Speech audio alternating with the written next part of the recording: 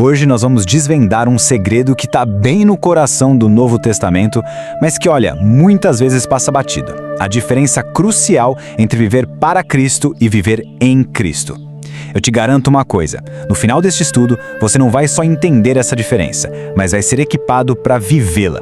Se prepare, porque essa revelação pode ser a virada de chave que faltava na sua caminhada espiritual. Olha, essa frase resume a maior crise da vida cristã hoje em dia.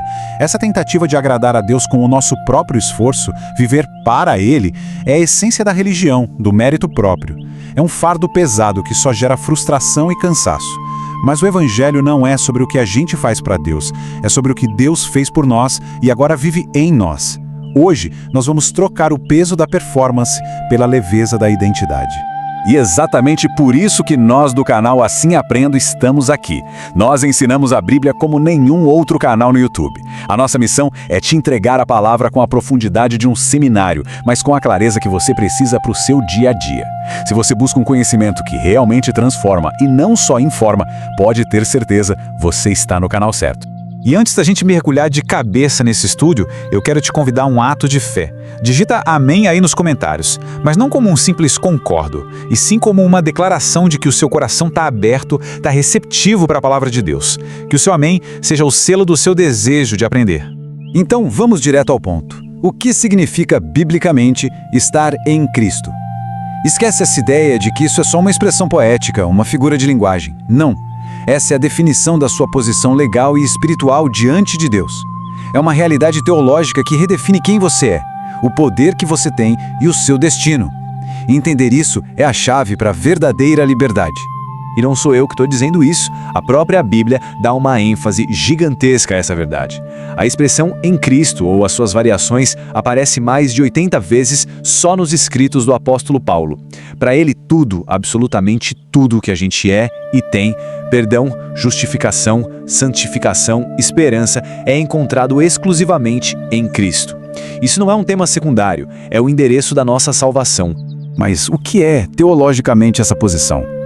Pensa comigo, é como uma união de vida. No momento em que a gente crê, pela fé, nós somos espiritualmente enxertados em Cristo.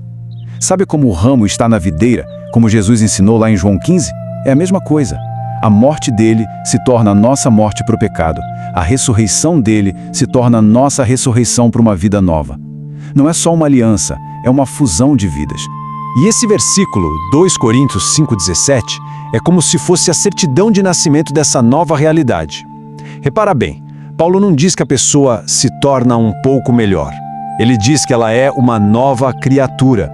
Não é uma reforma do velho homem, é uma recriação completa a partir de Cristo. As coisas velhas, a culpa, a condenação, a identidade baseada no pecado, não são só perdoadas, elas são legalmente canceladas, elas passaram, fim. Isso nos leva de volta àquele erro fundamental que a gente falou no início.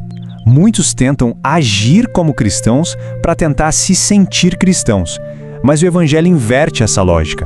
A gente não age para se tornar, a gente age porque já é. A vida cristã não começa com uma lista de pode e não pode, mas com a revelação de quem você é em Cristo. O comportamento é só o fruto da identidade. Dá uma olhada nesse quadro. É a sua biografia espiritual. Na coluna antes, está a nossa condição natural. Espiritualmente mortos, escravos da nossa própria natureza, inimigos de Deus.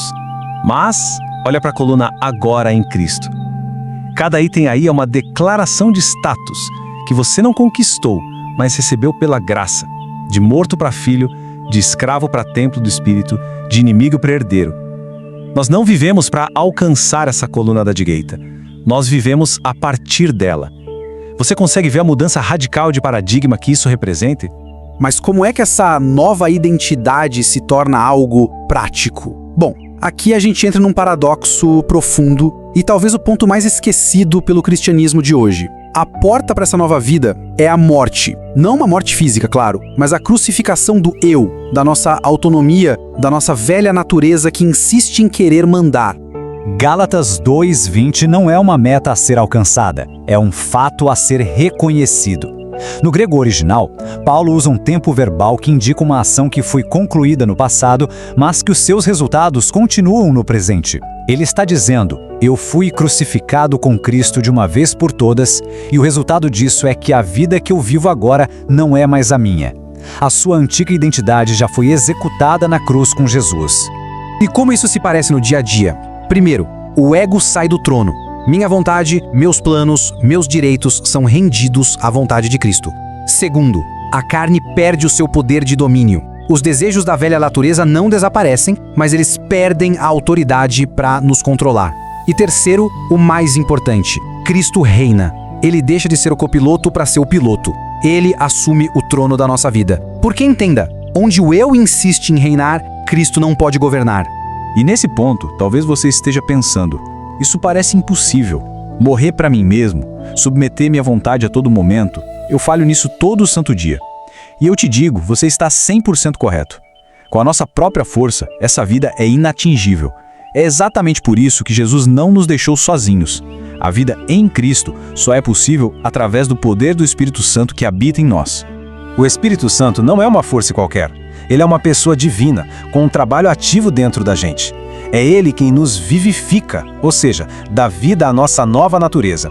É Ele quem nos guia, iluminando a Bíblia e direcionando nossos passos. É Ele quem testifica no nosso coração, nos dando a certeza de que somos filhos. É Ele quem nos transforma, moldando o nosso caráter para ser parecido com o de Cristo. E é Ele quem produz fruto, manifestando amor, alegria, paz onde antes só tinha egoísmo e ansiedade. Viver em Cristo é, na prática, aprender a andar no Espírito. A propósito, de qual cidade, estado ou país você está nos assistindo? Comenta aqui embaixo. É uma alegria para a gente saber até onde a palavra está chegando. Vamos fazer uma pequena pausa. Eu quero te perguntar uma coisa. Este ensino está clareando a sua mente? Alguma peça do quebra-cabeça da sua fé está se encaixando de uma forma nova para você? Você está percebendo quão profundo é o Evangelho? Se a resposta for sim, então eu te peço, antes da gente continuar, escreva amém aí nos comentários. Que esse amém seja mais do que uma palavra, que seja sua concordância espiritual com a verdade que está sendo revelada. Cada vez que uma verdade bíblica é afirmada, o reino de Deus avança. O teu amém tem o poder de estremecer o inferno. Perfeito. Vamos em frente. Uma vida vivida em Cristo não é um segredo guardado a 7 chaves no coração. É uma realidade que transborda, que aparece do lado de fora. Se a raiz é a nossa união com Cristo, os frutos vão ser visíveis no nosso caráter, na nossa comunidade e no nosso chamado no mundo. E esses frutos podem ser resumidos em 3 pilares. Primeiro, a santidade, que não é legalismo, não é uma lista de regras, mas é o perfume de Cristo exalando naturalmente de nós. Segundo, a comunhão. A nossa união com Cristo nos empurra para a união com o corpo dele, que é a igreja. Ninguém vive em Cristo sozinho. E terceiro, a missão. Quando a vida de Cristo nos enche, a gente não consegue guardar só para nós.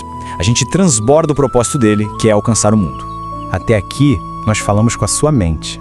Agora, com a sua permissão, eu quero falar diretamente ao seu espírito.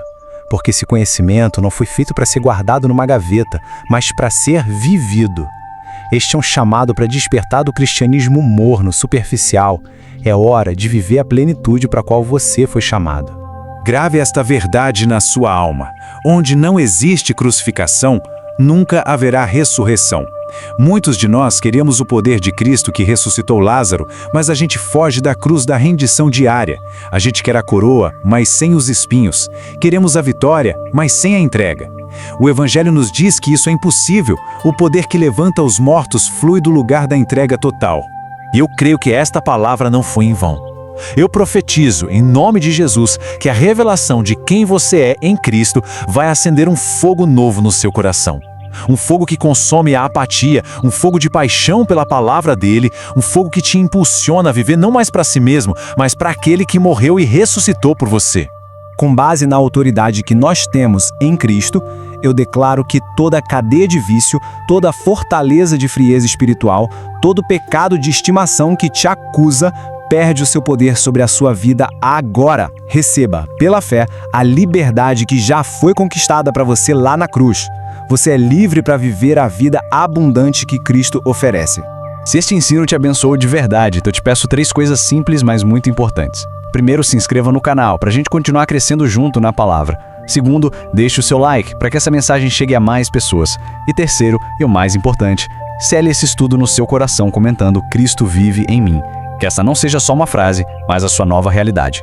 E não pare por aqui, o crescimento é contínuo. Assista o próximo estudo do nosso canal, o link já está aparecendo aqui na tela. Que a graça do Senhor Jesus Cristo, o amor de Deus e a comunhão do Espírito Santo estejam com todos vocês.